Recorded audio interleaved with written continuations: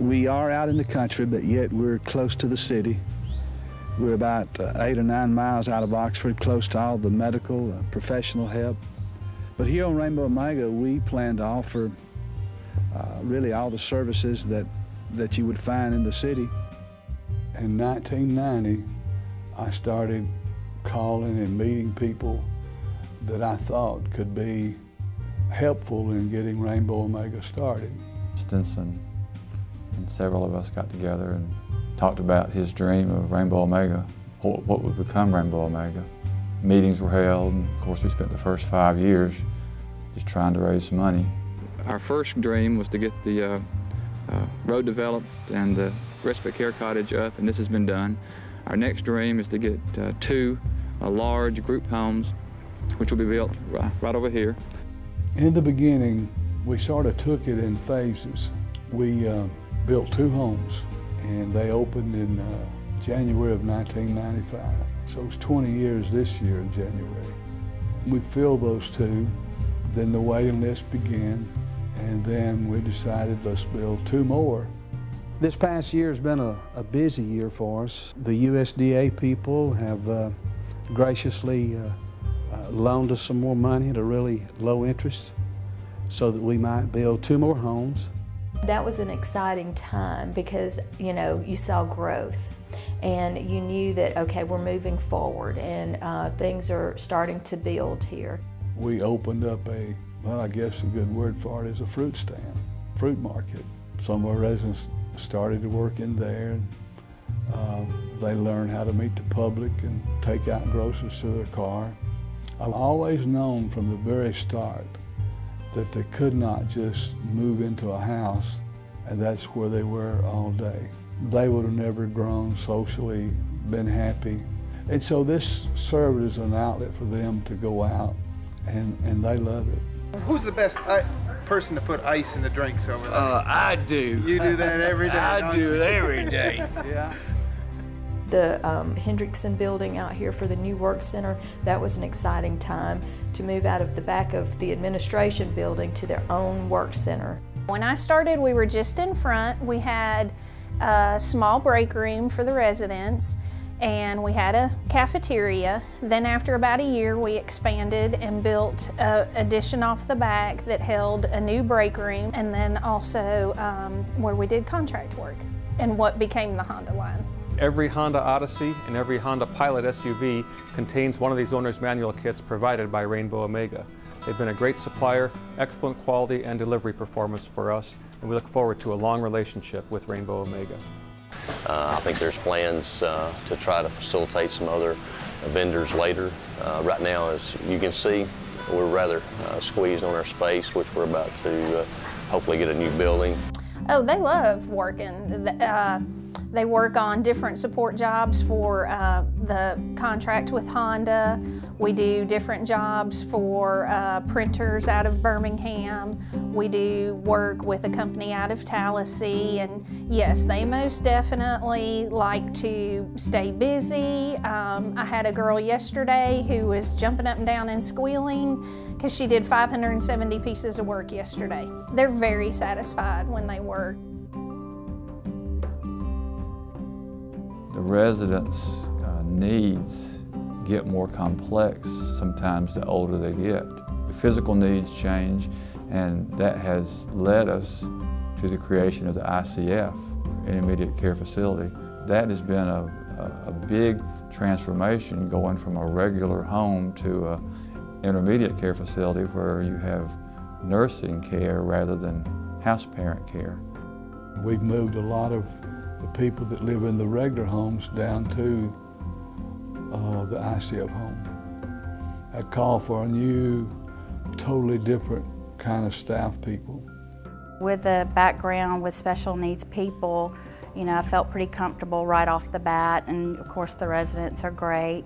Love the staff members too. It's, you know, a beautiful setting, and just love all the people here. I'm just amazed at the facility and how homey it is, and it doesn't really feel like a facility, it feels like a home. At the ICF facility, we have residents here with greater needs than the ones that are in the residential homes. We have a medical staff, we have nurses here every day, 24 hours a day, and we have plans for them to develop their goals and dreams. So we really cater to their needs and wants and desires and help them achieve what they want to achieve. Matthew's nonverbal and severely intellectually disabled, but you can tell by behaviors whether he's happy or not. And we know signs to look for, as do the staff now. And he's very happy, very content. In some ways, more so here than at home, because you have other people around him, constant motion of other residents. There's 16 in his house, and that seems to provide stimulation that you might not get at home just with a couple of people there. And he's adapted perfectly well, and we couldn't be any happier about it. Finding committed staff, when you find one's committed here, they're a real jewel because they care what happens. We've got a lot of good staff here that do that, and you can just hear it in the tone of their voice, how they interact with the resident, and a lot of them fall in love with these people and take up a lot of time. They're much happier people. The way I found out about the job was through Dr. Moore's office, and all I knew was I was going to interview for a bookkeeping position at a school that had disabled people. So I got here and I interviewed with Stinson and talked to a couple of people in the office, and then he wanted to bring me to the back part of this building, which at that point in time was the vocational center. Well, I was approached by Big Tall Bob, and he reached out his hand. He said, "I'm Bob from Birmingham." It melted my heart. I knew then that that's where I needed to be. Well, when I came for my interview, I left crying because I knew that this is where I wanted to be.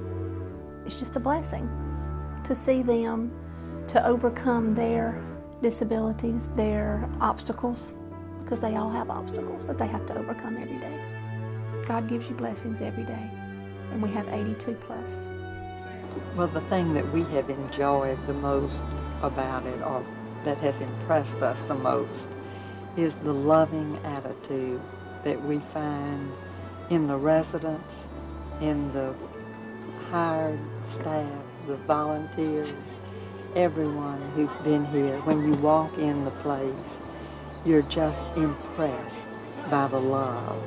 I came out of retirement because this job is so inspirational to me. I had an old friend that recently said, well, it takes a special kind of person to work with people with developmental disabilities. And I thought, man, it's like it's a blessing to me to be here. When I get tired of doing paperwork, I walk back to the workshop where they're working, and that's my inspiration. They give to me a lot more than I give to them, and it keeps me going.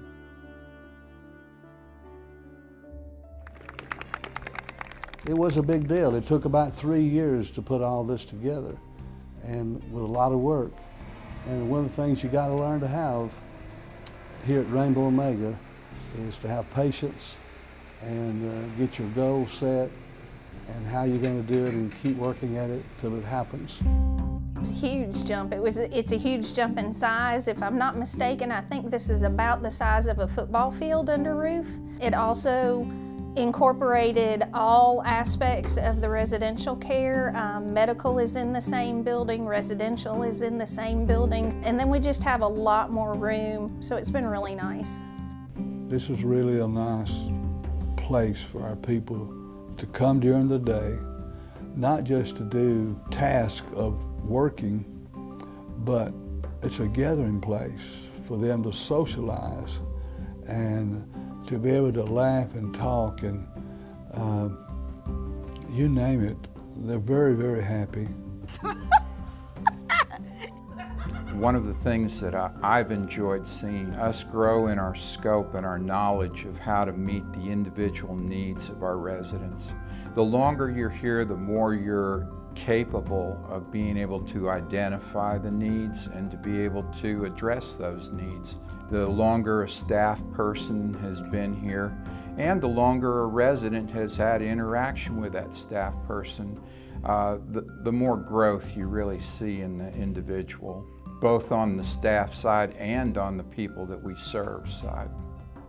Stinson and Diane cared enough about the developmentally disabled to do something about it, and they found hundreds, if not thousands, of other individuals who felt the same way.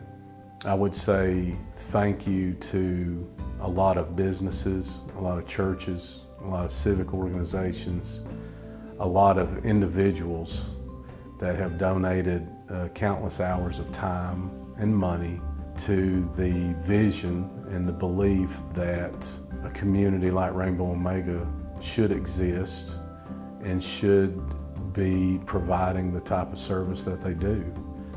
Without those people, without those organizations, we would not be here.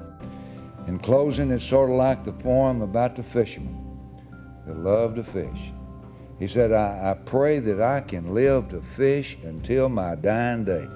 That's somebody that loves to fish, isn't it? He said, but when it comes time for my last cast, this I humbly pray, that when I'm in the Lord's safe landing net and I'm peacefully asleep, that in His mercy I be judged as big enough to keep. And I think that Stinson and all of the people associated with this home will be big enough to keep. Thank you. I think it's real nice to live in a nice place. Oh yes, it's real nice. Good morning, sir. Good to have you at Rainbow Omega. I'm doing pretty good. I saw the dinosaur puzzle. My mother's gone and passed, so I got Diane Stinson around helping me. I know wholeheartedly that without a shadow of a doubt that if somebody that needs to look for a place with a loved one that has a disability, you know, hey, look no farther than Rainbow Omega.